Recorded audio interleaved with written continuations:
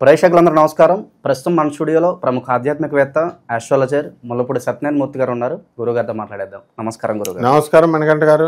గురుగారు, జూలై మాసం, ఆషాఢ మాసం, కుంభరాశి వారి పరిస్థితి ఏ విధంగా ఉండబోతుంది? ఎలాంటి పరిస్థితులు వీళ్ళకి ఎదురవుతాయి? ఈ మాసం ఎలాంటి జాగ్రత్తలు తీసుకోవాలి గురుగారు? కుంభరాశి వారికి ఆయన సూపరు ఏలినాట్స్ అని థర్డ్ ఫేజ్లోకి వచ్చేసారు వీళ్ళు. ఎలా ఉంటుంది గురుగారు? మామూలుగా థర్డ్ ఫేజ్ అనేది ఎలా ఉంటుంది? కష్టంగా ఉంటుందా లేకపోతే బాగానే ఉంటుందా?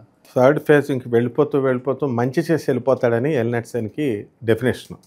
కాబట్టి కుంభరాశి వాళ్ళకి మంచిగా చేసి వెళ్ళిపోతాడు. ఇప్పుడు ఫస్ట్ ఫేజ్లో ఉన్నప్పుడు ఇల్లు అమ్మారు, సెకండ్ ఫేజ్లో ఉన్నప్పుడు పెళ్ళం చేత తిట్లు తిన్నారు, ఇలా ఏదో ఒక డిఫికల్టీస్ పొందారు, అప్పులు చేయడము ఇలా రకరకాలుగా. ఇప్పుడు ఏంటంటే వీళ్ళకి థర్డ్ ఫేజ్ పనులు దొరుకుతాయి, తర్వాత వ్యాపారం దొరుకుతుంది, అండ్ సంతానం కలుగుతుంది. సంతానం లేనటువంటి వాళ్ళకి ఈ ముందుగా ఉన్నటువంటి ఈ యొక్క కుంభరాశి వారికి జన్మ రాహు ఉన్నాడు కాబట్టి ఏమవుతాడంటే తమను తామే నమ్ముకోరు, ఇతరులను ఏమి నమ్ముతారు? ఇంకా వాళ్ళ మీద వాళ్ళకే డౌట్లు వచ్చేస్తుంది. రాహు అంటేనే కన్ఫ్యూజన్. అంటే ప్యాంట్ వేసుకుంటారు, వేసుకున్నానా లేదా అని 2-3 సార్లు చూసుకుంటారు, అలా అనమాట. సో ఈ విధంగా ధనస్థానంలో ఉన్నటువంటి శనిగ్రహ ప్రభావం వలన వీళ్ళకి విపరీతమైనటువంటి ధనం వచ్చేస్తుంది. ఆర్థికంగా వృత్తి వ్యాపార ఉద్యోగ విషయాల్లో తిరుగులేదు. డిఏలు అరియర్స్లు అన్నీ తెగొచ్చేస్తాయి. వ్యాపారాల దగ్గరికి వచ్చేసి ఇనప బిజినెస్, తర్వాత ఈ యొక్క ఎలక్ట్రికల్ షాప్స్, హోటళ్ళు, రెస్టారెంట్లు, పబ్బులు, మొత్తం ఇవన్నీ కూడా ధూమ్ ధామ్గా వాళ్ళు బ్రహ్మాండంగా చేసుకుంటారు. కర్రల వ్యాపారం వాళ్ళు, తర్వాత ఈ యొక్క కర్రీ పాయింట్ పెట్టుకున్నా కూడా చాలు, బోల్డ్ అంత డబ్బులు అనమాట. ఈ విధంగా కుంభరాశి వాళ్ళకి పట్టిందల్లా బంగారం కింద ఈ రాశి వారు వెలిగిపోతారు. కాకపోతే ఏంటంటే పాపం వాళ్ళ మీద వాళ్ళకి ఎందుకు నమ్మకాలు పోతున్నాయంటే యూట్యూబ్లో ఒకళ్ళు బాగుందని ఒకళ్ళు బాగాలేదని అనుకోవడంలో ఏది నిజం ఏది కరెక్టో రాంగో తెలియక కన్ఫ్యూజ్ అయిపోతున్నారు. కానీ కుంభరాశి వాళ్ళు తిరుగు లేదనమాట. మనం చెప్పిందే వేదం. కాబట్టి ఈ యొక్క చరిత్ర అలా చేసుకుంటూ వచ్చింది. ఏలినాటి శని టైంలో ఒక deputy commissioner of income tax, deputy commissioner of commercial ట్యాక్స్కి ప్రమోషన్ రాదు అని చెప్తే ప్రమోషన్ వస్తుందమ్మా అని చెప్పని she had become the joint commissioner of commercial tax. ఏలినాటి శనిలోనే ఇచ్చాడు. మరి ఎందుకు జరిగింది? మరి అది కూడా థర్డ్ ఫేజ్లో కదా, సెకండ్ ఫేజ్లో వచ్చింది మనకి. సో ఏలినాటి శనిలో కూడా చాలా మంది గొప్ప వాళ్ళు అవుతారు. ఇదిగో అయ్యారుగా, నేను చెప్పిన పేరు చెప్పాలి, చాలా ఎగ్జాంపుల్స్ ఉన్నాయి. చాలా మామూలు చిన్న పోస్ట్ కదా ఆమె, చాలా పెద్ద పోస్ట్ ఆమె, చాలా simple women and great women. అలా చాలామందికి అనేకమైనటువంటి ఇవి లాభాలు శనీశ్వరుడు చేస్తాడు. తప్పు వీళ్ళు ఏం చేశారంటే యముడినేమో దక్షిణ వైపు దండం పెడితే యముడు వచ్చి తీసుకుపోతాడని యముడికి దండం పెట్టకుండా చేశారు. శనీశ్వరుడు పట్టేసుకుంటాడని చెప్పేసి శనికి అభిషేకాలు చేసి కాళ్ళు కడిగేసుకోవాలా, బట్టలు అక్కడ వదిలేయాలా, చచ్చిపోయిన శవాన్ని చూసి ముట్టుకుంటే బట్టలు తడిపేయాలా, ఇట్లా పిచ్చి అన్నీ పెట్టారు. కాబట్టి దానివల్ల వీళ్ళు దెబ్బతింటున్నారు తప్ప అసలు నిజం చెప్పాలంటే కుంభరాశి వాళ్ళు ఏం చేయాలి తెలుసు? అసలు ఎవరితో మాట్లాడకూడదు, మౌనవ్రతం ఉండాలా. కారణం ఏదన్నా వీళ్ళు డెసిషన్ తీసుకున్నా వీళ్ళు మనసులో ఉంచుకోవాలి, ఎక్కువ స్ప్రెడ్ చేసుకోకుండా చేస్తే ఇతరులతో మాట్లాడితే ఏమవుతుందంటే అందులో విశేషించి ఏలినాటి శని సమయంలో వాళ్ళ నెగిటివిటీ అంతా వీళ్ళకి వచ్చేస్తుంది, వీళ్ళ పాజిటివిటీ అంతా వాళ్ళకి వెళ్ళిపోద్ది. ఇది నేను చెప్పింది కాదు, కావాల్సి పరమహంస యోగానందుల వారి పుస్తకం అండ్ ఆటోబయోగ్రఫీ ఆఫ్ యోగి, ఒక యోగి ఆత్మకథ ఎవరో వీడియోలు తీసి పెడుతున్నారు. కాబట్టి అందులో మా పరమహంస వారు స్వయంగా ఆయన వర్డ్స్లో చెప్పినటువంటిది అనమాట. ఏలినాటి శని సమయంలో మౌనంగా ఉండాలా, అసలు బ్రహ్మచర్యం పాటించాలా. వీళ్ళు 2.5 సంవత్సరాలు కూడా పెళ్ళానికి దూరంగా ఉండాలి. వీళ్ళు ఈ సాధన చెయ్యాలి. సో జపం శనీశ్వరుడు కంటే గొప్పవాళ్ళ శనీశ్వరుడే. ఆయన భార్య శోభనంగా పక్కన రెడీ పెట్టి ఆయన ఉంటే జపం చేసుకుంటా ఉన్నాడు. సరిగ్గా శివుడు ప్రత్యక్షమైపోయాడు, వరాలు తీసుకున్నాడు. ఇక పెళ్ళం దగ్గరికి వెళదామని చెప్పి శోభనం కార్యక్రమం పూర్తి చేద్దామని లోనికి వెళ్ళేసరికి ఈ లోపలనే కంగారు పడి శాపం పెడేసింది మన్నాదేవి. నువ్వు ఎవరిని చూస్తాడు భస్మం అయిపోతాడు అని, అపనిందల పాలు అయిపోతాడు, సర్వనాశనం అయిపోతాడు, పెళ్ళాన్ని ఏం చూస్తాడు ఇంక మందాదేవి. ఆ విధంగా ఈ ఏలినాటి శని జరుగుతున్నది. కాబట్టి కుంభరాశి వాళ్ళు ఎవరింటికన్నా వెళితే వాళ్ళ పని మటాష్.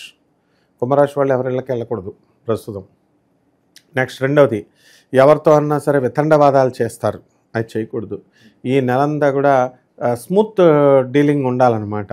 సో వాళ్ళ భార్య యొక్క అనారోగ్య సమస్యల కోసం ఎక్కువ ఆలోచిస్తూ ఉంటారు. నిరుద్యోగులకు శుభవార్త ఉందా గురుగారు? నిరుద్యోగులకి శుభవార్త ఏమిటి? ఉద్యోగాలు వచ్చేస్తాయి. ఉద్యోగాలు వచ్చేస్తాయి, డబ్బులు బాగా వచ్చేస్తాయి, ఎంటర్టైన్మెంట్లు చేసుకుంటారు వీళ్ళు. సో భూమికి సంబంధించి ఏదన్నా జాగ్రత్తలు తీసుకోవాలా? భూమికి సంబంధించిన వ్యవహారాల్లో ఏదన్నా ఏలినాటి శనిలో ఎంత జాగ్రత్తలు తీసుకున్నా ముంచేస్తడం గ్యారంటీ అనమాట.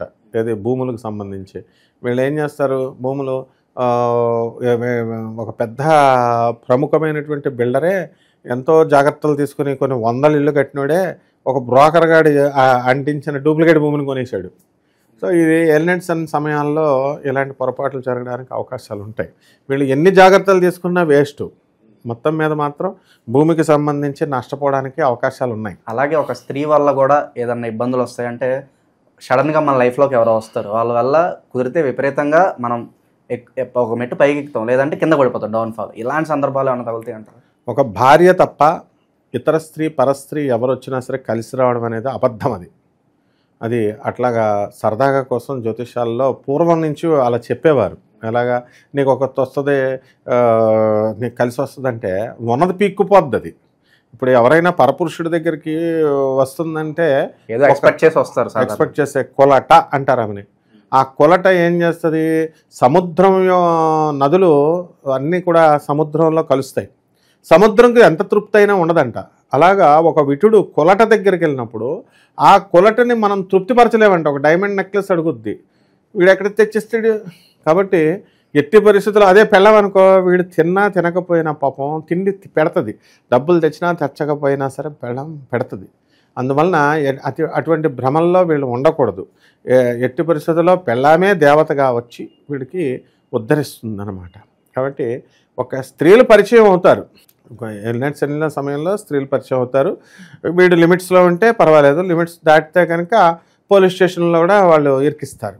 ఆ విధమైనటువంటి స్త్రీలు వీళ్ళకి పరిచయం అవుతారు కుంభరాశి వాళ్ళకి. కాబట్టి ముఖ్యంగా ఈ స్టూడెంట్స్ కూడా ప్రేమ వ్యవహారాల్లో సక్సెస్ అయిపోతారు వీళ్ళు. తర్వాత నెక్స్ట్ ఉద్యోగాల్లో సక్సెస్ అయిపోతారు. గురుడు 5వ ఇంట్లోకి వచ్చాడు, అందువల్ల అన్ని శుభాలు, సంతానం కలుగుతాయి. అండ్ పెళ్ళిళ్ళు కానిటువంటి వాళ్ళకందరికి కూడా పెళ్ళిళ్ళు ఇవన్నీ కూడా చాలా తొందరగా అర్లీగా జరగకపోవడము, ఆ షేర్స్ స్టాక్స్ ఎక్స్చేంజుల్లో ఇలాంటివి పెట్టినవన్నీ కూడా మంచి రేట్లు రావడం, ఇలాంటివన్నీ జరుగుతాయి అన్నమాట. మొట్టమొదటగా ఏంటంటే ఈ కుంభరాశి వాళ్ళు తమ క్యారెక్టర్ అంటే ఏదో కేవలము ఏ అమ్మాయిని చూడడమనో అట్లాంటిదే కాకుండా వ్యక్తిత్వం కూడా చాలా జాగ్రత్తగా ఉండాలి. నిజాయితీ ఇవన్నీ కనుక ఉంటే శనీశ్వరుడు ఎంతో కరుణించి వీళ్ళని అత్యున్నత కోటీశ్వరులను చేస్తాడు. ఇప్పుడు అయినటువంటి వాళ్ళు అందరూ అలాగే అయ్యారు కోటీశ్వరులు. ఇక ఎలాంటి పరిహారాలు చేసుకుంటే బాగుంటుంది గురుగారు శనికి సంబంధించి? వీళ్ళు ఏలినాటి శని ఏమో కాబట్టి శని జపం చేసుకోవాలా, శని స్తోత్రాలు చదువుకోవాలా. శనికి కిలోంపావు నల్ల నువ్వుల్ని నల్లని వస్త్రాన్ని ఇచ్చి పేద బ్రాహ్మణులకి శనివారం నాడు ఉదయం 8 గంటలకు దానం చేసుకోవాలా. దశ మహావిద్యల్లో ఒకటైనటువంటి మహాకాళి అమ్మవారి యొక్క హోమాన్ని వీళ్ళ ఇళ్ళలో జరిపించుకోవాలా. రావి చెట్టును బాగా ఇంట్లో పెంచుకోవాలా. ఇల్లు పడిపోతేదండి అని అంటే పడిపోద్ది, ఇంకోటి కొత్తది కడతారు. రావి చెట్టుని చక్కగా పెంచుకొని దానికి పూజ పునస్కారాలు చేసుకుంటే 7 జన్మల పాపాలు పోతాయి. ఇది శివపురాణంలో చెప్పబడింది. కాబట్టి జాగ్రత్తగా మనకి ఓం శనేశ్వరాయ నమః అంటూ చేసుకుంటే సరిపోతుంది. ఓవరాల్గా కుంభరాశి వాళ్ళకి ఈ జూలై మాసం ఏ విధంగా ఉండబోతుందో మీ మాటలు అద్భుతంగా వివరించారు. ధన్యవాదాలు.